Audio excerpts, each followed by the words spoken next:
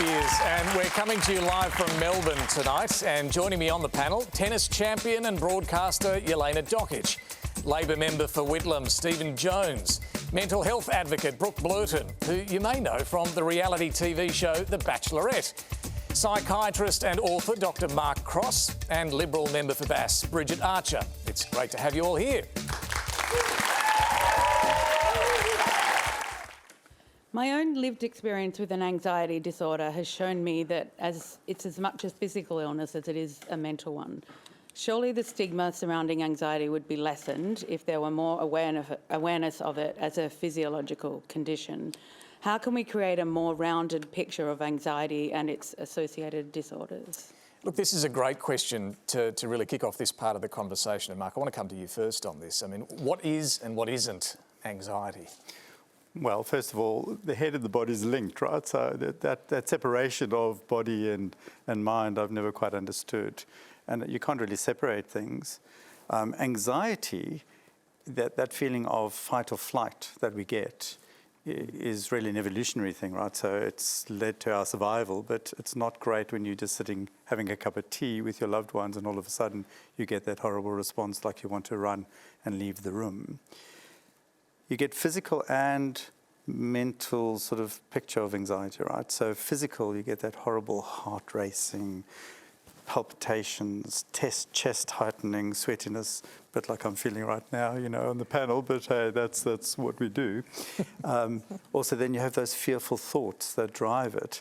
And often what comes first? Horrible thoughts, the physical, and there's that horrible mix. Does it have to be both, or can it just be one or the other? It can be one or the other. And actually you can start getting a horrible physical reaction and then start feeling anxious. But you can also just feel anxious and look absolutely calm. So there are different types of anxiety. And often people will say to me, for instance, you can't have anxiety, you look so calm, but inside there's a volcano and ice flows going, right?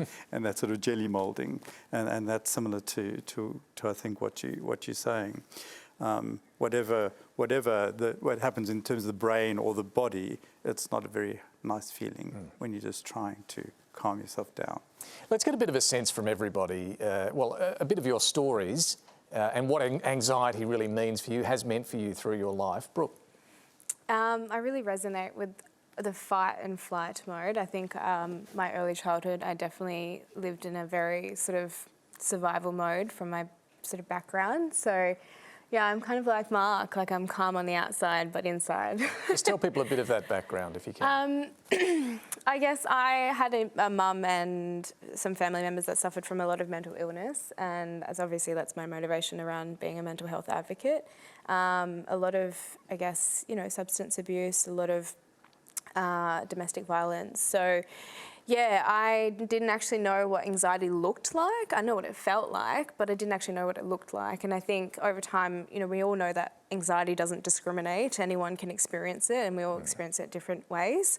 But I didn't realise that my mind is more internal than physical, but I always have that bellyache. Like I do now. Yeah, you know it when you feel it, yeah. So yeah, that fight and flight mode is definitely I resonate with a lot. Bridget Archer, what about for you? What has anxiety meant for you in your life?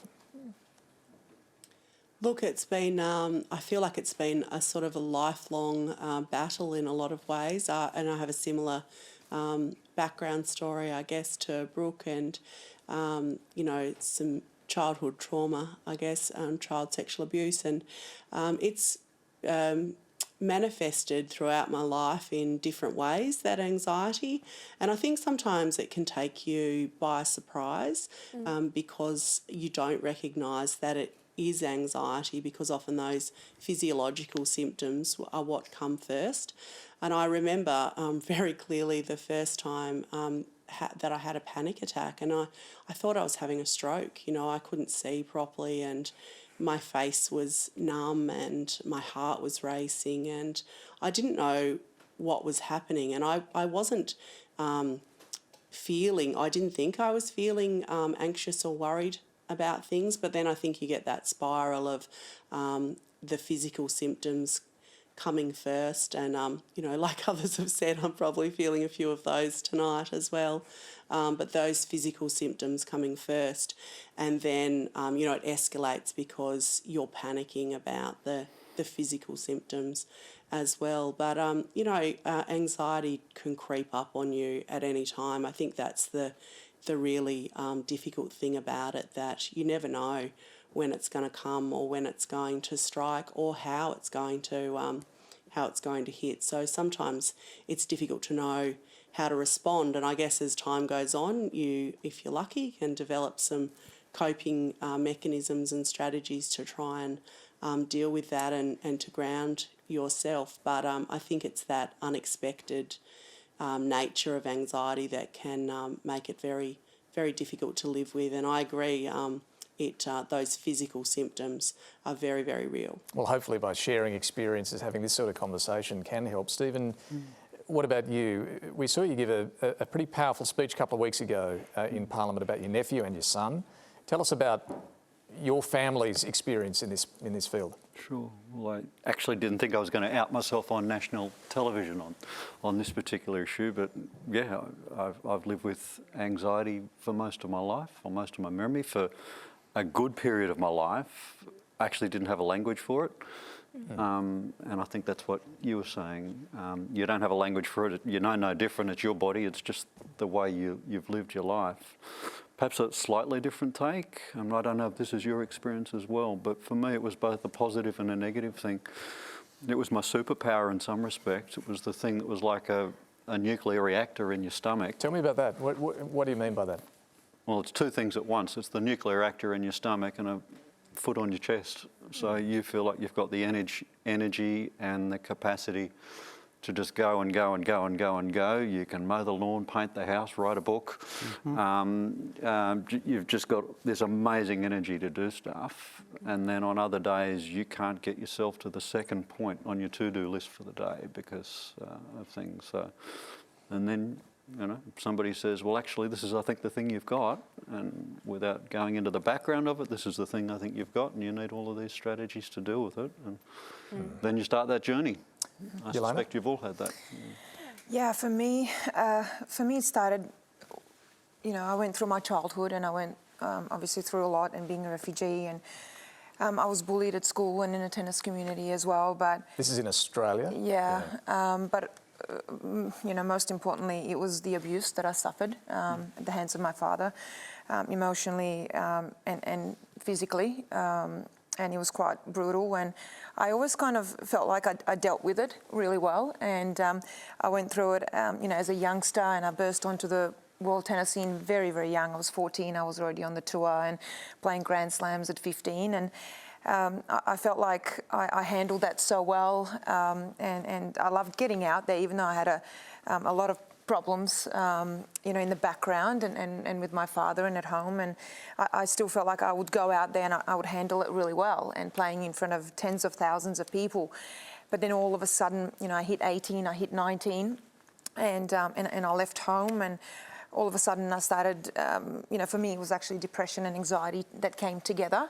And all of a sudden I didn't want to get out there on the court. I couldn't play in front of people. I had this huge amount of anxiety about it, and not even just getting out there on centre court. I couldn't be around more than, you know, 3 or 4 people.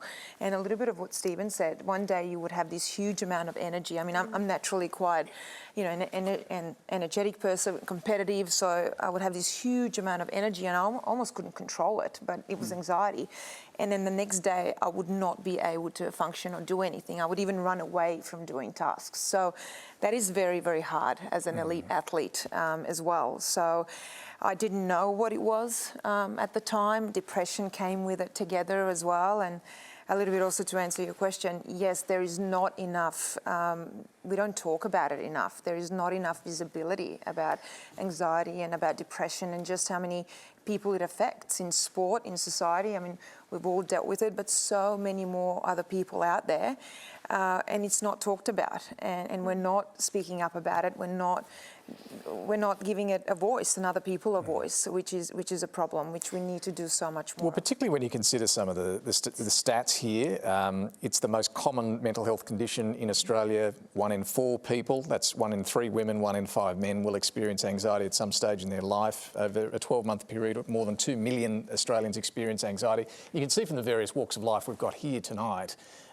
just how widespread this is. So it is important to have this sort of conversation. On 14 October 2014, just one day after being released from an inpatient mental health service, my brother, Joshua, took his life. Josh was, like your nephew Stephen, struggling with his gender identity. He also struggled with addiction, and his mental health issues were largely undiagnosed. He was, they described then, as a complex case. When I say Josh was released, he was never actually admitted. He was turned away and not given help, despite his family begging for that support. A lot's changed in Victoria since that time, not just due to COVID, but our Royal Commission into the mental health system has also sought to change the way that crisis support services are funded and coordinated. So I'd like to ask whether our mental health system is under siege, our families still under siege, and why are losses, like happened to my family in 2014, still happening every day in our mental health system. Zoe, can I just quickly ask you, was your brother turned away from support because his case wasn't deemed serious enough, or was there just a lack of services available? It was perplexing to us because he had tried to kill himself a few months earlier, and at that time he had been admitted as an inpatient. It was for a short time, and he didn't have a diagnosis during that time. They were pushing to release him consistently throughout that period, and we really had to beg to please keep him in there. It did have some impact. When he went into hospital the second time, he was taken to emergency. He was taken there by the police because things had really escalated at home, and it was a crisis for us. And then he didn't progress any further, despite being taken to the same hospital, despite being seen by the same doctors. They didn't think that it was sufficiently serious. They thought he was just a kid acting up, and they released him. They said he was free to choose. He was over 18 at that time. Okay, Zoe, thank you. Stephen Jones, this was 2014, but is it ringing any bells for you as to what the system currently looks like? First, Zoe, really sorry, the pain never goes away. So I'm really sorry, and having to retell your story, I'm sure. Good on you, props. Yeah, good on you for being able to tell the story. Look, yeah, there's a journey, and I think we've improved. We've got a long way to go. I think and all of the Mark's far more au fait with some of these things. I think the entry points are better now, and the detection points are better now, whether it's in our schools, whether it's the capacity of GPs to be able to train, to identify, filter, triage and send. It's whether our emergencies, look, I think they're better, but there's still, big gaps in the system. Mark, are things better? Again, I acknowledge your loss. And, no, I don't think they are, actually. I don't think they are. And I've been in the systems for many years. So you mentioned the Victorian Royal Commission. The Productivity Commission produced its findings in late 2020. If you look at what we spend on mental health in this country, it's $11 billion, 2019, 2020. So the Productivity Commission's gone, well, actually the cost is nearly 70 billion. And if you add in other issues like they looked at the economical thing, the background to what really this means to families and the community, it's about another 150 billion. So we're talking about a lot that needs to be invested. When you are in crisis, you shouldn't be turned away from anywhere.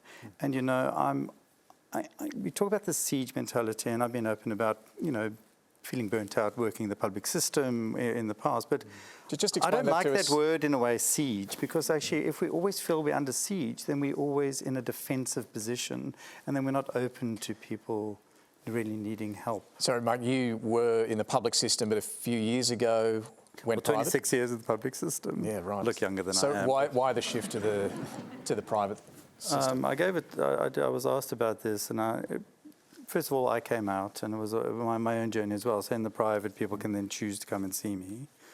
But I was burnt out. And we were talking about, I was clinical director and then moved as a senior clinician in the Southwest system. And a couple of things, there's always bed flow issues. And you start your morning and you look at, okay, we've got to create beds. That's not a great sort of interaction to always be working in. And discharging people to create beds and discharging people to temporary accommodation or not really having somewhere safe for them to go with loved ones. That's not something that's great, I have to say. And so the whole of things that I hear from what you said, and we have to do better. And in order to do better, we have to fix our systems. And in order to fix our systems, we have to invest in them more.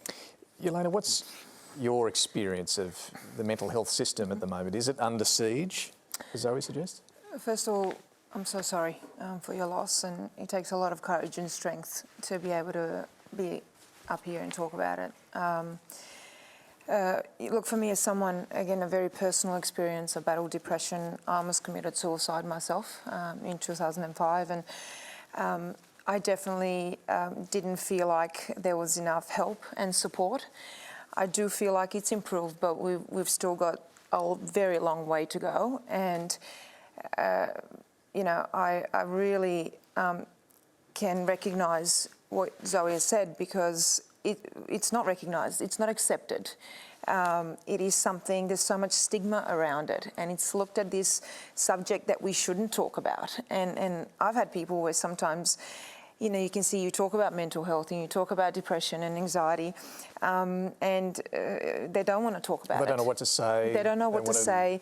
They're uncomfortable. But on the other hand, how does that make us feel? So I feel like this whole conversation tonight is incredibly important, because it's not just people battling anxiety and depression. Lives are being lost.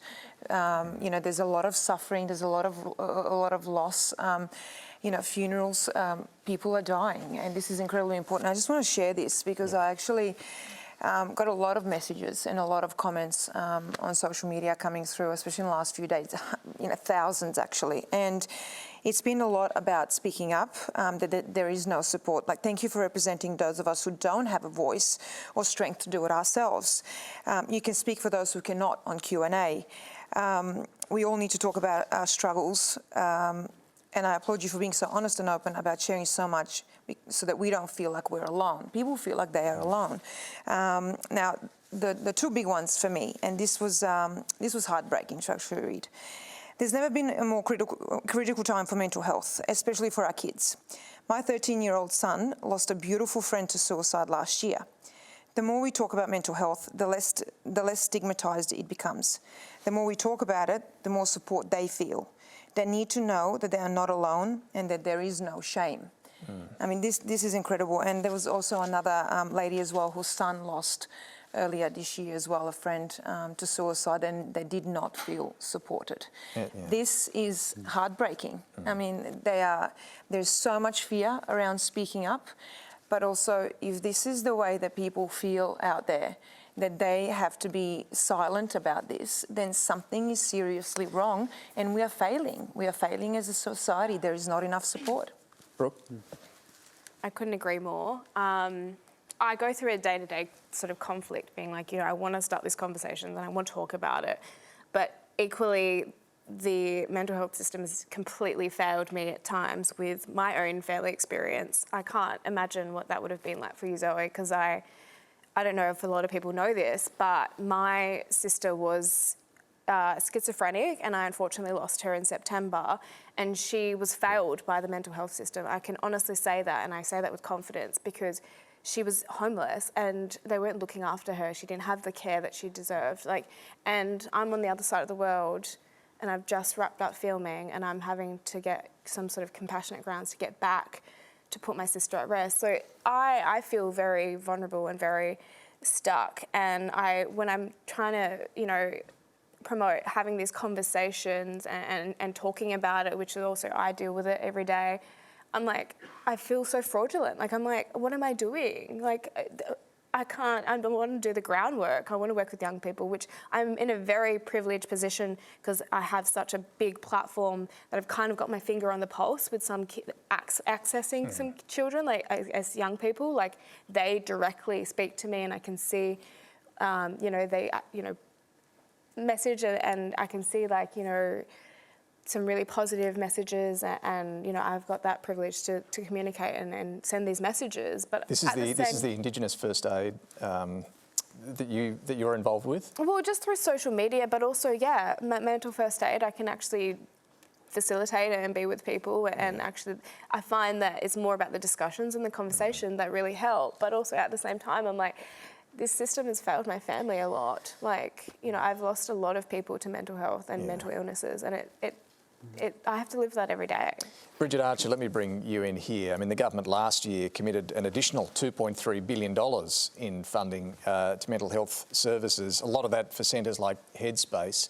And yet we still hear a lot of these stories, and we know there are problems with a real lack of psychiatrists, psychologists, long waiting lists for services that people need, people going undiagnosed and without care because of those waiting lists, big gap fees that stop people being able to access services. Is enough being done? Yeah, look, I think you're right. There has been a significant amount of funding invested, and I think that there is agreement, sort of across the board that more needs to be done, and that there really is this crisis in suicide in this country and in mental health. And I think that the health system is part of that, and I think things like the walk-in mental health clinic that is started here in Launceston, for example, that sort of one, no wrong door approach where people that are feeling distressed don't have to think about where should I go or where can I go. There's that door, you walk in and you will be referred to the services that you need. I think things like that are a good step forward because I think sometimes people don't know where to go or don't know how to ask for help, as we've heard. And I think there's all too often, there's still a lot of people that aren't presenting to the health system at all. So we're losing people, before they're even intersecting with the health system. So it's obviously not working. We're not getting changing outcomes. So I think that there certainly is more needs to be done, and as we're learning more about these things all the time. But I think we also have to consider our community and the society we live in and what we can all do collectively to kind of come and improve some of those outcomes for people, because I think it goes to, in large part, what are the pressures and the stresses that are put upon people. Not everybody that is in distress is suffering from a mental illness, for example. They're suffering from a range of sort of stresses in their life that are causing that sort of mental anguish. Yeah, and I'm sure that's true. Something that we all... Sure. Sorry to interrupt there, but the stories we've just been discussing are at that level where clearly there is a need for clinical care for a psychiatrist. Yeah. And we hear time and again, and we had a lot of questions about this tonight as well, the inability to see someone when you need to see someone. Is there a need for a step change? And that is important, and that was the first part of my response, I guess, that there is more that needs to be done. There needs to be a greater availability of those resources. I mean, I live in regional Australia where it's incredibly difficult to access psychologists and psychiatrists, and the greater regionality that there is, the harder that is to access. So there does need to be more attention paid to that. But I think additional to that, there's more that we can do to recognise when people are in those that situation, and that we can provide skills to communities like that mental health first aid, for example, to help identify when people are reaching that point before they're actually in crisis. Okay, just quickly, Stephen, will Labor do anything more on this? Yeah, we are looking at it and we'll have more to say over the course of the next couple of months on this. There is a critical shortage of psychiatrists. You will have more to say on that. More to say, mean you will offer to do more? Well, I'm not going to announce our health policy on behalf of Mark Butler on the program tonight, with all due respect to you. But I do want to, there is a critical shortage of psychiatrists, and anyone who says they've got an immediate answer to that is not telling the truth. It's not an easy fix. It's not an easy fix. We can either import them and then go through the issue with the colleges, or we can start the process of training them, and it's 10 years if we start today. Yeah, but it's also, I feel like, I mean, I've gotten professional help and I've been very open about that, and I still do today. And it's one of these things where it is actually really expensive to see psychologists, and you feel like only people that can afford it can do that. And it's a privilege to be able to go and see a psychologist, and it shouldn't be like that.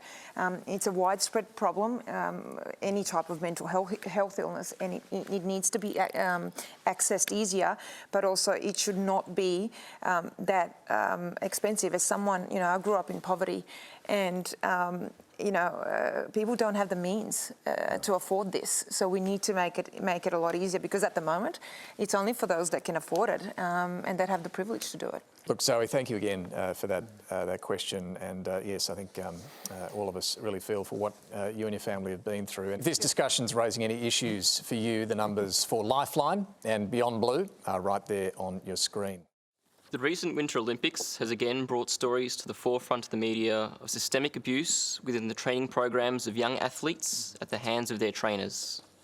Interpersonal bonds between trainers and athletes enables athletic performance to be maximised, but it seems to provide a path to manipulation and mental abuse. How does the line between the pressure to perform and abuse get regulated to ensure that young Australian athletes are not emotionally mistreated, especially when this abuse can be taken off the training court and brought back home? Elena, we're running out of time, but I do want to get your thoughts on this, because you know, we are seeing this, it seems, more and more amongst elite athletes. What's the answer here?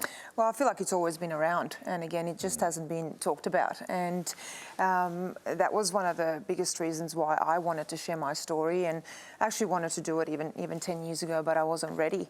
And that was a big part of it, because it happens in sport so much.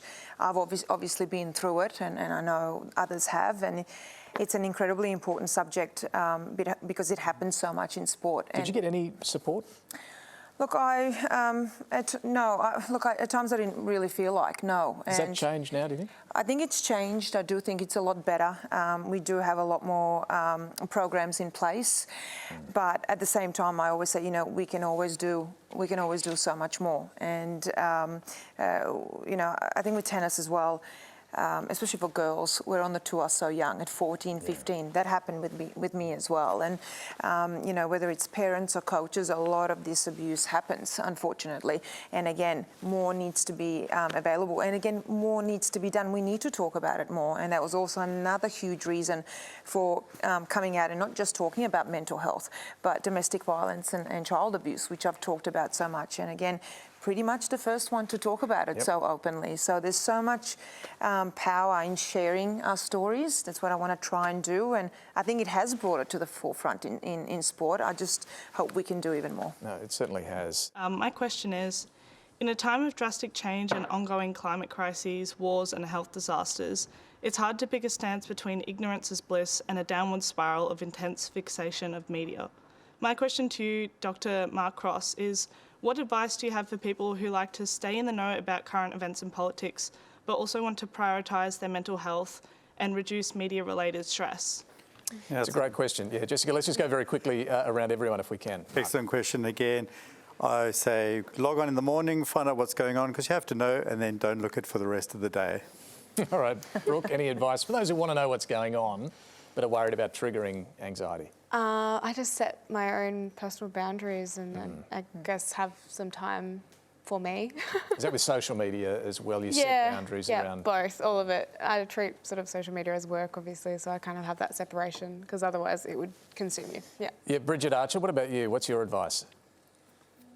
Yeah, look, it's probably a bit of a case of do what I say, not what I do, but I would suggest, you know, turning it off sometimes, but also prioritising other ways of taking care of yourself. You know, go and get some exercise, do something you enjoy doing, spend time with people that you love, and remember that, you know, there are other things outside of that news cycle as well. Yeah, Stephen Jones? All of that, plus hope in humanity and the capacity of human beings to be better than what we see in the worst examples on social media and in politics or wherever else. Actually, you know, you've said it, I've seen some amazing responses to what I said in Parliament a couple of weeks ago, and it gave me hope that humanity is better than it's sometimes portrayed. Yeah. Yelena, final word to you. Yeah, absolutely. I kind of got caught with this actually in the last 2 years and all the lockdowns here in Melbourne. I've been here for every single one of them, and I really struggled actually in the last one. And I really had to make that conscious decision of not looking at the news too much, switching it off. And I actually, again, had to talk to my psychologist to make sure I'm on track and doing the things that I need to do for me. And sometimes you can get caught in this cycle of looking at the news, especially the last 2 years that we've had. So I think it's important to separate and to switch off sometimes. Set those boundaries. Look, great advice. Look, that is all we have time for. Please thank our panel, Yelena Dokic, Stephen Jones, Brooke Blurton, Mark Cross and Bridget Archer.